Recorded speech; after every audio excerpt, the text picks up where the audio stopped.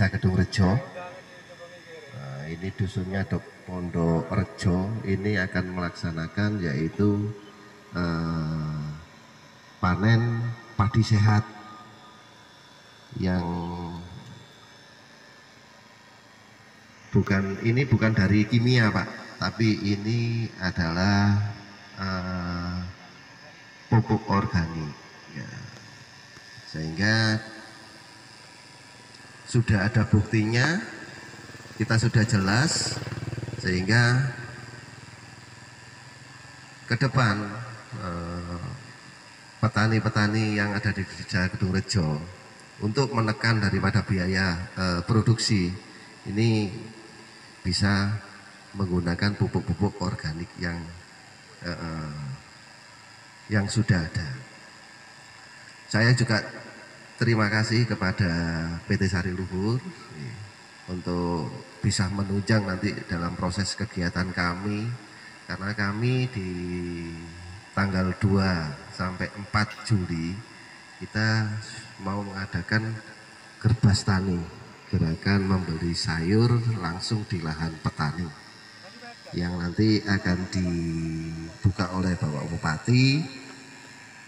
Nah, dan kami di sini sudah ada sekitar 2 hektar yang kita siapkan untuk persiapan Gerbas Tani yang nanti akan ditanami beberapa komoditi. Dari situ Pak. Dengan adanya Sari Luhur ini, kami harapkan juga bisa mendukung nanti gerakan-gerakan ini. Kami sendiri juga punya lahan Pak, mudah-mudahan nanti saya bisa bimbingannya, minta bimbingannya juga petunjuknya terkait daripada pupuk organik yang jenengan, dan ini sudah ada buktinya juga. Desa kami ini, Nun Sewu, Pak Danramil juga Pak Kapolsek, di sini hampir keseluruhan itu masyarakat di sini itu adalah petani Pak. Kalau tidak salah ini ada 70% itu petani, 10 sampai 15% itu buruh tani, yang lainnya itu pegawai campuran pengusaha gitu. Jadi ini memang di sini lahan pertaniannya sekitar 250 hektar kalau nggak salah. Maka kami memang pemerintah desa dengan adanya Gerbas Tani ini kan bisa mengangkat daripada perekonomian di sektor pertanian. Jadi ini mudah-mudahan kami juga minta dukungan kepada Pak Danramil, Pak Kapolsek, juga dari pertanian dan kecamatan. Semoga nanti Gerbas Tani ini bisa sukses, karena ini juga memperingati Hari Krida Pangan, juga menyambut Hari Pangan Dunia. Oh, ada Pak Danramil, nanti diusahakan ada di sini. Sip, mantap. Oh, nggih. Di sini memang banyak. Kalau dulu di sini banyak yang jeruk, Pak. Sekarang sudah habis, tapi banyak yang kembali lagi ke padi. Jadi kalau seperti hanya cabai itu pendukung di sini, tapi mayoritas banyak yang padi. Mungkin itu yang bisa saya sampaikan, Pak Danramil, Pak Kapolsek, juga para hadirin semuanya. Semoga dengan adanya panen ini bisa menambah perekonomian daripada para petani. Saya akhiri, wassalamualaikum warahmatullahi wabarakatuh. Alhamdulillah pada pagi hari ini kita semua bisa berada di lokasi persawahan Desa Kedungrejo, di mana sebentar lagi kita akan mengadakan panen raya. Walaupun mungkin hari ini juga sudah ada satu dayang panen, dan kelihatannya tanaman padi saat ini banyak yang kena penyakit Pak, yang namanya kresek atau hawar daun. Itu disebabkan karena bakteri ataupun jamur. Ya, itu kenapa? Karena salah satunya adalah kelembapannya tinggi saat ini. Yang pertama. Yang kedua, memang padinya tidak sehat. Ya, kenapa padinya tidak sehat? Karena berawal dari kondisi tanah kita ini sudah rusak, Pak. Ya, kondisi tanah kita ini kandekan dibawa ke laboratorium, itu hari ini harus masuk ke ICU kalau manusia, Pak. Ya, kenapa? Karena rusak. Ya, tanah kita sudah berpuluh-puluh tahun kita pakai pupuk kimia, ya.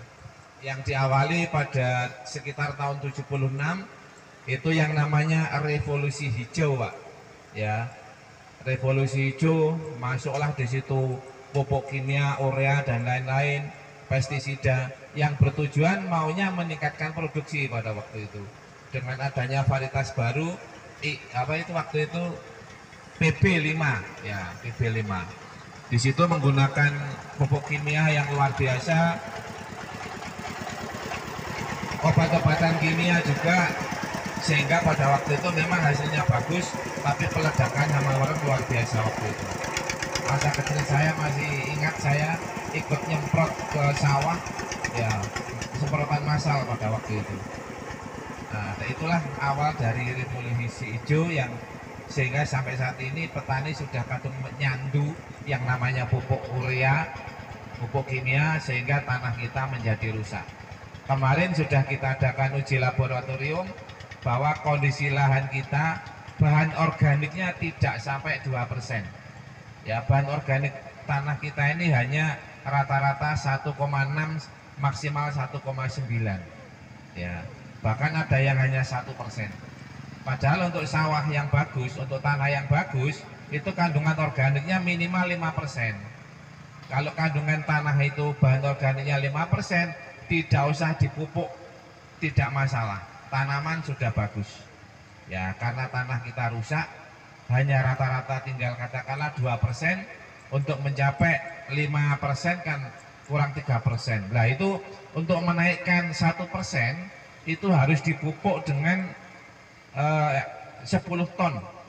Jadi kalau 3% itu, Pak, berarti butuh pupuk 30 ton, pupuk bokasi, pupuk kandang. Ya, 30 ton. Pertanyaannya, kira-kira mau enggak petani pupuk? Nah, itu. Makanya sekarang ini kita akan tetap di pembelian pupuk kita tetap dipakai pupuk organik, petroorganik itu, ya. Ya, walaupun keluhan dari masyarakat seperti itu, tapi karena itu sudah dari pemerintah, ya diterima saja. Ya, itu untuk organik, petroorganik. Karena kalau saya melihat pembuatan pupuk petroorganik pun juga akhirnya saya juga tanda tanya juga gitu loh. Kan harus dipanasi 300 derajat. Nah, saya tanya, kenapa kalau dipanasi apa enggak mati organik apa bionya atau bakterinya? Anu Pak, ini untuk menghilangkan benih rumput. Berarti biji-biji rumput itu biar mati. Tapi setelah ini kan kita semprot dengan bakteri, Pak, gitu katanya. Sehingga kalau diaplikasi ke tanah memang lamban namanya, apa? Nyedotnya itu. Tapi tetap berguna. Paling tidak dalam jangka waktu sekian tahun itu nanti pasti berguna daripada tidak dipakai. Kemudian yang saya lihat beberapa waktu yang lalu di daerah Rawasri juga ternyata ada efeknya juga kok, bagus juga akhirnya. Kenapa? Karena pH-nya juga terangkat juga. Kelemahan di kita ini, Pak, dari petani ini jarang yang pada waktu awal tanam ngecek pH tanahnya berapa, itu enggak jarang. Sehingga kalau petani mupuk, begitu dipupuk tanaman enggak tambah bagus, Pak, ambles.